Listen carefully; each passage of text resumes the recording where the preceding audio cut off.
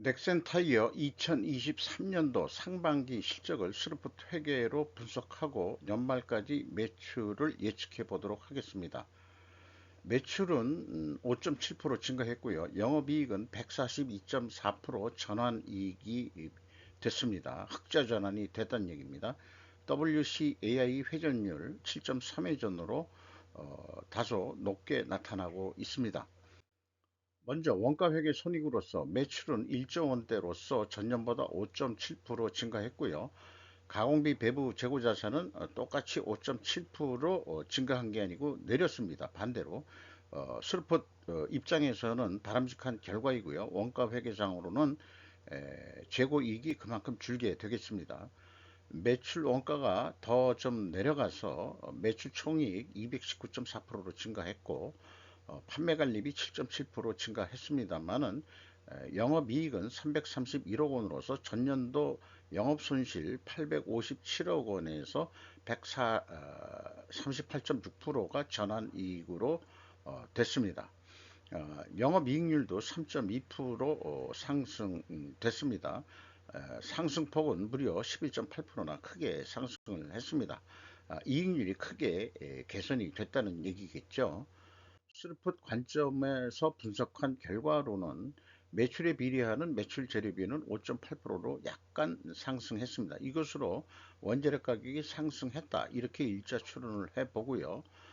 스루풋율은 0.1% 하락을 했고 운영비용이 16.1%나 감소를 시켰습니다. 그 결과 DOE 생산성 상승했고 영업이익은 358억 원으로서 원가회계 영업이익보다는 27억 원이 더 많은 수치입니다. 이것이 가공비 배부 재고 자산이 감소했기 때문입니다.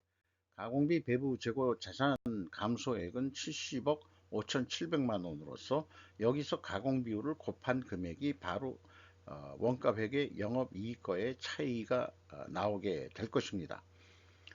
이것은 제가 구두로 주장했던 것을 글로 정리한 거고요. 재고자산 평가 무용론과 그 다음에 재고자산의 변동 범위는 WCAI로 해야 한다. 매입액으로 표기가 되면 원재료기 제조원가가 왜곡되기 때문이라는 것을 다시 한번 강조드리고 싶습니다. 비용의 성격적 분류에서 이 회사는 재고자산의 변동 범위를 구체적으로 잘 했어요. 원재료까지 포함한다고. 요게 플러스 42억 70만 원은 42억 700만 원은 7천만 원은 재고가 감소했다는 뜻입니다. 원재료 및 상품 매입액이 있고요. 이 두 가지를 합한 MC 매출원가 재료비는 6.1% 증가했습니다. 운영비용은 16.1% 감소했습니다. 이게 스루프 손익계산서는 바로 똑같이 그대로 표현해 주고 있죠.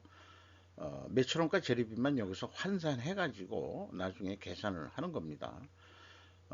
운영비용에서 판매관리비를 뺀 금액이 가공비가 되겠는데 이것이 39%로 내려갔어요. 그러면은 상대적으로 재료비가 7.9% 상승하게 됩니다. 이렇게 되면은 2차에서도 원재료 가격이 상승했을 것이라고 추론을 하게 됩니다. 재고자산 매출원가 회계 투명성 검증 3단계로서 PQ 총 제조 비용의 차이는 PQ 생산재료비의 차이액과 동일한 금액이고 이 금액은 재고자산의 결국 변동 범위하고 차이가 되겠습니다. 그래서 원재료의 증가액만 빼면은 일치를 합니다. 그런데 작년에 약 3천만 원 차이가 있는데 이건 추적이 되질 않습니다. 문제는 현금 흐름표가 안 맞아 떨어진다는 거예요. 현금 흐름표가 1600만 원 현금이 들어온 게 돼 있는데 재고는 전체 재고는 81억 5100만 원 감소를 했거든요. 그러면은 81억의 재고가 어디로 날아갔느냐 이렇게 물어보면은 재고자산에서 유용자산으로 대체된 게 56억 이수다 이렇게 찾아냈는데 그래도 여전히 차이가 있습니다. 매년 이렇게 차이가 있다면 어떤 특별 원인이 있는 게 분명한데 이게 현금 흐름표로 추적이 안 된다는 것은 불투명하다는 점이 있다는 거죠. 넥센 타이어가. 이것이 좀 문제라고 볼 수 있겠습니다. 넥슨 타이어는. 운영 비용에서 인건비가 1724억 원이 집행이 돼서 전년보다 2.6% 금액이 증가했고요. 직원 수는 105명이 증가했습니다. 일자리 창출에 대해서 매우 감사하게 생각하고, 그러나 인건비는 전년과 똑같은 금액으로 신입사원들이 좀 저임금 신입사원들이 들어왔기 때문에 아마 기존에 있는 직원들은 아마 임금이 인상이 됐을 건데, 신입사원들의 역량으로 임금은 평균 임금은 동일한 것으로 이렇게 산출이 되네요. 운반비가 크게 줄었습니다. 자, 그 매출액이 약간뿐인 안 줄었는데 결국은 그 물동량은 줄고 금호 타이어도 그 운반비 및 선임이 그거는 주로 이제 그 물건을 만들어 가지고 중국 자동차 메이커에 많이 그 납품을 하는 모양이죠. 넥센은 어디다가 납품하는지 모르지만은 어떤 판매 단가가 인상이 됐는가 이런 생각도 해보고요. 일단 물동량은 줄은 거로 되어 있습니다. 그럼 금호 타이어도 좀 줄었고 그렇게 되는데 한국 타이어는 확인이 좀 되질 않고요. 그렇습니다. 재고 회전율이 떨어졌어요. 전년보다. 그리고 그 다음에 스루픈율도 떨어졌습니다. 이렇게 동일 방향이면은 투명회계 가정을 합니다. 분석 경험상. 투명 회계도 입증을 해야 되는데 원재료 매입 가격 상승과 판매 가격 하락으로 입증을 해야 됩니다. 이자 부채 레버리지율이 조금 더 올라갔어요. 그리고 그 다음에 투하 자본에 대한 이익률은 1.4%로 상승을 했는데 4.8% 상승한 것으로 되어 있습니다. 재고 회전율 상승하라는 이 어떤 이 주문에 대해서 왜 재고가 줄어야 되느냐, 상승률을 높여야 되느냐, 이것은 인체의 허리에 제가 비유를 해본 겁니다.